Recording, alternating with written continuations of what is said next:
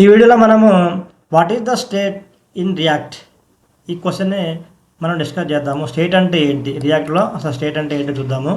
Definition చూసినట్టయితే state in react is a built in feature that allows components to store and manage dynamic data. State అంటే ఒక మాటలో చెప్పాలంటే డేటాని manage చేసే ఒక స్టోరింగ్ కంటైనర్ అనమాట. ఒక రకంగా చెప్పాలంటే state in react is built in feature. ఇదేంటంటే రియాక్ట్ మనకి ఇచ్చిన ఒక అద్భుతమైన ఒక వండర్ఫుల్ ఫీచర్ అనమాట. రియాక్ట్లో చాలా చాలా మంచి ఫీచర్, వండర్ఫుల్ ఫీచర్ అనమాట. ఇది స్టోర్ డేటాని అంటే డేటా అంటే ఏంటి, స్టాటిక్ డేటా కాదు, ముఖ్యంగా మనకి డైనమిక్ డేటా. రియాక్ట్ అంటేనే డైనమిక్ కాబట్టి డేటాని మేనేజ్ చేయడం కోసము, డేటాని స్టోర్ చేయడం కోసము. మేనేజ్ చేయడం అంటే ఏంటి, డేటాని యాడ్ చేయటము, డేటాని ఎడిట్ చేయటము, డేటాని డిలీట్ చేయటము, డేటాని అప్డేట్ చేయటము, ఇవన్నీ కూడా మేనేజ్ చేయటము మరియు స్టోర్ చేయడానికి మనం ఉపయోగించే ఈ యొక్క ఫీచర్నే స్టేట్ అని చెప్పేసి అంటారు రియాక్ట్లో.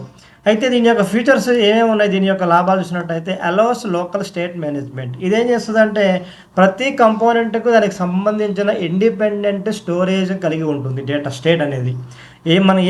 ప్రతి కంపోనెంట్ కూడా మన స్టేట్ని మనం డిక్లేర్ చేస్తాము. ఆ స్టేట్ నుంచి త్రూ డేటాని మనము మేనేజ్ చేస్తాం అనమాట. అంటే ఇండిపెండెన్సీ ఎక్కువ అనమాట. Can store any data type.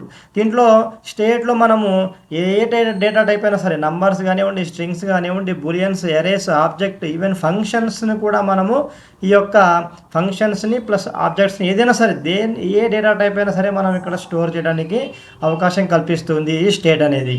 Updates state asynchronously. ఇదేం చేస్తుందంటే మల్టిపుల్ అప్డేట్స్. అసింక్రానస్లీ అంటే ఏంటి, మనకు జావాస్క్రిప్ట్ కాన్సెప్ట్ ఇది.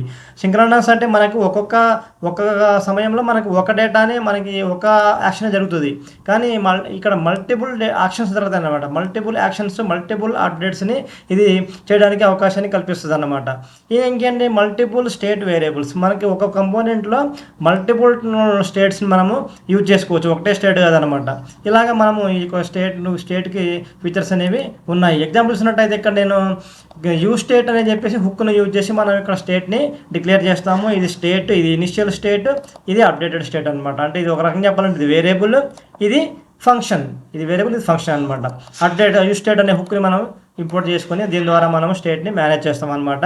ఇక్కడ నేను రాశాను ఫంక్షన్ సెట్ కౌంట్. మనకు సెట్ కౌంట్ ఏం చేయాలా, మనం క్లిక్ చేసినప్పుడు కౌంట్ +1 అంటే కౌంట్ వేరియబుల్ అనేది దానికి అడిషన్ +1 +1 అనేది అడిషన్ అవ్వాలని చెప్పి రాశాను అనమాట.